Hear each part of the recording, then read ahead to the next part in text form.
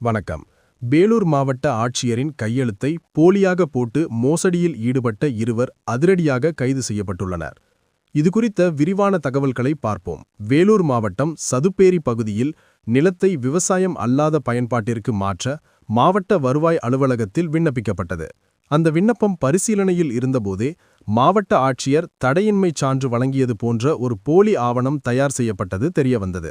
இதுகுறித்து மாவட்ட வருவாய் அலுவலர் அளித்த புகாரின் பேரில் மாவட்ட குற்றப்பிரிவு போலீசார் தீவிர விசாரணை நடத்தினர். இதில் போலி ஆவணம் தயாரித்தது உறுதி செய்யப்பட்டதை அடுத்து கருகம்பத்தூரைச் சேர்ந்த தியாகராஜன் மற்றும் பொய்கையைச் சேர்ந்த தமிழ்ச்செல்வன் ஆகிய இருவரையும் போலீசார் கைது செய்து சிறையில் அடைத்தனர். அரசு ஆவணங்களை மோசடி செய்பவர்கள் மீது கடுமையான நடவடிக்கை எடுக்கப்படும் என மாவட்ட காவல்துறை எச்சரித்துள்ளது.